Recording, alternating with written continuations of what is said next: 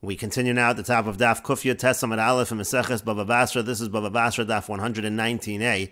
On the previous summit, the Gemara quoted the pasuk in Sefer Yoshua. The full pasuk over here: Vayiplu Chavle Menashe Asara Levad Me'eretz Hagilad V'Habashan Asher Me'ever Liyardin, which essentially said that there were 10 portions that were given to Menashe, and the Gemara explained that 6 of those portions are the Batei Avos, the major families of Menashe that inherited it in Eretz Yisrael, and the other 4 is referring to the 4 portions that were taken by the daughters of Tzlafchad.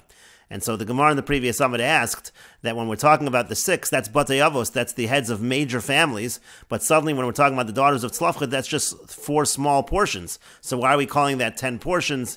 And the Gemara now continues and answers, Liolam Batei Avos Kachashiv. Really the pasuk is focusing on the Batei Avos, the 6 major families of Menashe that inherited the land. And so why do we mention the 4 portions of the Benos Tzlafchad? V'akamash malon Benos Tzlafchad natlu chelek bechora. The point is also to teach us that the daughters of Tzlafchad, they took the chelek of the firstborn of their father Tzlafchad, who was a firstborn, and the idea is, Alma, we see from there that Eretz Yisrael muchzekes, that Eretz Yisrael was considered something that was muchzekes, it was already in their possession. The halach is that the Bechor only takes a double portion of something that was in the possession of his father. So you might say Chefer was not really in possession of Eretz Yisrael, so there shouldn't be a double portion for that, but we say no, Eretz Yisrael is considered muchzekes to the Yotzei Mitzrayim.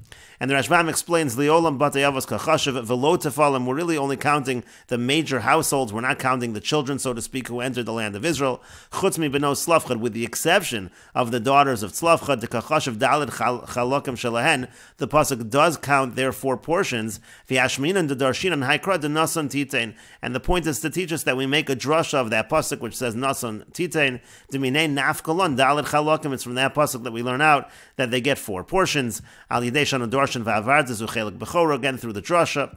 Al Mashminan de Eretz Yisrael Muchzekes. The point is that this shows that Eretz Yisrael is considered to be Muchzekes. It was Muchzekes Hilahen Miatzias Mitzrayim. It was considered in their possession from the time they left Mitzrayim. V'yava V'shadayin Lo Nichnach Suva, even though they still hadn't entered into it. And the Gemara continues, Amar Mar, the master said, and this is the brisa we quoted earlier, about the children of the Mislonim and the Adas Korach. It said, V'habonim, and their children, Natalu B'schus Avi Aviyim, they took in the merit of the father of their fathers, Uv'schus Aviyim Oseyan, and in the merit of the father of their mothers. And the point is, they didn't get any land directly from their fathers, who were part of the Mislonim and the Adas Korach, but instead they got from their grandfathers. And so the Gemara continues, Vatanya, but didn't we learn in a different brisa, B'schus Atzmon, that they got land in their own merit, meaning when they entered Eretz Yisrael, they got their own portions. So why does it say in the other brisa that they got from their grandparents? And the Gemara answers, Lokash, it's not difficult. Hakaman da'amar liyotzei Mitzrayim. One brisa is following the opinion that the way that the land was divided up was according to the Yotzei Mitzrayim. That's the brisa which says that they got the land from their grandfathers. And Hakaman da'amar l'boy ha'aretz, the other brisa which says they got it b'schus atzmon. That's following the opinion that the land was given to the boy ha'aretz, and they were boy ha'aretz. They came into the land. And the Gemara continues, by saying, if you want, I could say another answer. Hava hala boy ha'aretz. Both brises are talking that the land was given to the boy ha'aretz. So then the question is, why would it say that they got from their grandfathers? And the Gemara says, Velokash, it's not difficult. Had to have it ben esrim. In one case, we're talking when they were 20 years old already. So if they were 20 years old, then leboy ha'aretz. If at that time that they entered Eretz Yisrael, they're 20 years old, they get the land b'schos atzmon. But had to lo have it ben esrim. But the other brisa which says they got from their grandparents, that was talking about people who entered Eretz Yisrael and they weren't yet 20 years old, so they didn't get b'schos atzmon, rather they got from their grandparents. And the Rashbam explains, Hava hala boy ha'aretz, both brises are following the opinion that the land was given to the boy ha'aretz. The afagav de reisha dahi brisa del. Now, even though the beginning of the earlier brisa, leka lo ukma elaman damar liyotzei Mitzrayim, the only way to understand the beginning of the brisa is that it's following the opinion that the land was given to the Yotzei Mitzrayim. To Katani, because it said in the beginning of that brisa, Meraglim, that when it came to the spies, Yoshua v'Kalev not luchelkam, Yoshua and Kalev took their portion, and so the idea is the Meraglim were Yotzei Mitzrayim.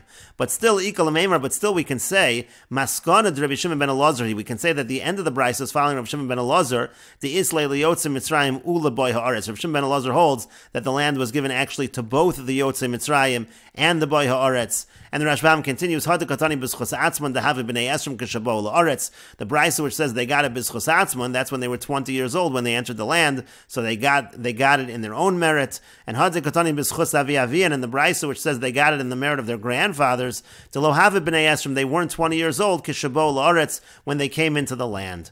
And the Rashbam notes, uvivnei b'nei ha-mislonanim kamayri. Now, according to this answer, we actually cannot be talking about the children of the mislonanim, even though that's what it sounds like the Bryce is talking about. We have to be talking about the grandchildren of the mislonanim, the son of the sons of the mislonanim. Shemesu len avian, and their fathers had died. Shahayu b'nei ha-mislonanim mamish b'midbar, because the sons of the mislonanim, they were in the midbar. V'heim nisharu tfalim v'lo natzlu liatzman, and they remained as children that they didn't take for themselves. Sha'adayin lo higiu l'chaf, because they hadn't yet become 20 years old. U'v'schus avian mamish b'nei ha-mislonanim, and from their fathers also, the children of the mislonanim, ein lahem litol, they can't take either from them. Shehein mi Mitzrayim lo yatsu v'lo aretz lo bo, they didn't actually leave Mitzrayim, and they didn't come into Eretz Yisrael. Now the point over here is that the Rashbam is saying the children of the mislonanim themselves, the direct children of the mislonanim, could not have been under 20 years old when they entered Eretz Yisrael, because the episode of the mislonanim happened early in the Midbar, and so therefore the children of the mislonanim surely would have been older,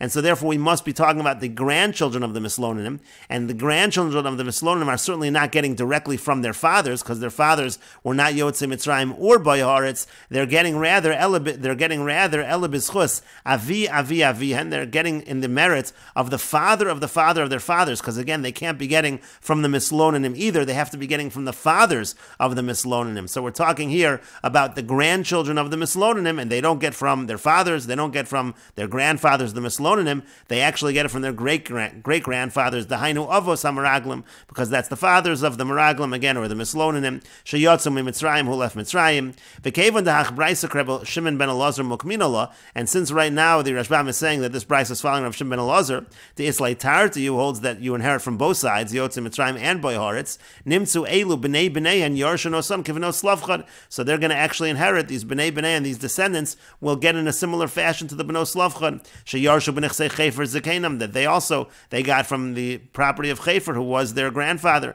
V'afagav Dechashivi Ketzfolim Dialma, now even though they're very young, they're younger than 20, they're like children, to the Inyan Yerushas Avian Shahayim Yotzei Mitzrayim, but that only counts to be over 20 if you're getting Bizchus Atzman as a boy ha'aretz, but to get already from your grandparents or your great-grandparents who were Yotzei Mitzrayim, Lo Ba'inan B'nei Chaf, you don't have to be 20 years old, B'chnisas and La'aretz, when you enter into Eretz Yisrael. V'chazara lekalamemer, you can't talk about chazara over here, meaning that they're getting Bizchus Atzman, then it goes back up to their grandparents, to Rav Shimon ben Elazar, less like chazara. Rav Shimon ben Elazar doesn't hold of chazara, to Mehechi Teisi HaMashmalei Kroi Travay Legufaya, because you don't need to say chazara according to Rav Shimon ben Elazar, because he's actually using both psukim. He's saying there's a concept of Yotzei Mitzrayim, and there's a concept of Boy Ha'aretz. The Rashbam goes on to offer another interpretation that maybe the Sefer is not going like Rabbi Shimon ben Elazar, and perhaps it is utilizing the concept of chazara. And the Gemara continues at the two dots. The Mishnah said, "V'shahaya bechor notel shnei chalakim." Since Tzlafchad was a bechor, he got a double portion. And the Gemara asks, "V'amai roy? Why does he get a double portion? Isn't this considered to be roy? Meaning it wasn't actually in the possession of his father Chefer. So why does he get a double portion of that? Ve'ein habechor notel b'roy kivemuchzak. Isn't the rule that a bechor does not take a double portion by roy like he does by muchzak? Only if the person who died is in possession do we say that the bechor gets a double portion." And the Gemara says, "Amar Rav Yehuda, Amar Shmuel." Rav Yehuda says that Shmuel says biyistos ahalim, we're talking about the pegs of the tents. The Gemara means to say we're talking about movable property. He got double portion of the movable property that his father actually was in possession of. But the Gemara continues. Mesiv Rabba asks the following question: Rabbi Yehuda Omer benos Tzlafchad and Natzalu Dalet Chalakim. Rabbi Yehuda says that the daughters of Tzlafchad, they took 4 portions. This we quoted earlier. Shenemar, as it says in the pasuk, Vayiplu Chavle Menashe Asar. Again, that's the pasuk of Chavle Menashe, and the word Chavle Menashe Asar is certainly referring to land. The idea is that you measure the land with the ropes, and so and that's Chavle Menashe, again a reference to the chevel, to the rope, and so clearly those 4 portions were land, and again the question is they weren't yet in possession of the land, and the Gemara gives the same answer that was just mentioned earlier. Elamar Rabba, rather Rabba says, Eretz Yisrael, Muchzekesi, Eretz Yisrael was considered that they were in possession of it, and that's why there is a double portion. And the Gemara continues, Meisvei, we have the following question. The Brisa says, Amar Rabbi Chidka says, Shimon HaShikmoni Hoyali Chaver Mitalmidei Rabbi Akiva. Shimon HaShikmoni was a colleague of mine from the students of Rabbi Akiva. V'kach hoya Rabbi Shimon Hashikmoni Omer, and this is what Rabbi Shimon Hashikmoni said. Yodeya hoya Moshe Rabbeinu shabeno Slavchad Yarsho, saying Moshe Rabbeinu knew that the daughters of Slavchad were able to inherit. He understood that already. What he didn't know was, he didn't know whether they got the double portion of the Bechor or not. And really,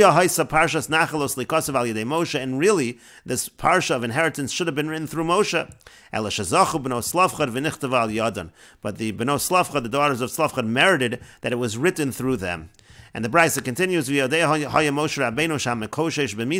Rabbeinu also knew that the Mekoshesh, that his penalty was Misa, was the death penalty. Shenemar, as it says, Mechalala Mos you must, the Mekoshesh, he violated Shabbos, and it says the penalty is the death penalty. But Moshe Rabbeinu did not know which specific death penalty he got. And the parsha of the Mekoshesh, this is the one who gathered wood in the midbar. It should have been written through Moshe. But the Mekoshesh was the one who became Chayav Misa. V'nichtav al yadu, and it was written through him. L'lamedcha, and this comes to teach you, and we will continue with this discussion in the next video on Daf Kuf Yotes Amud Beis.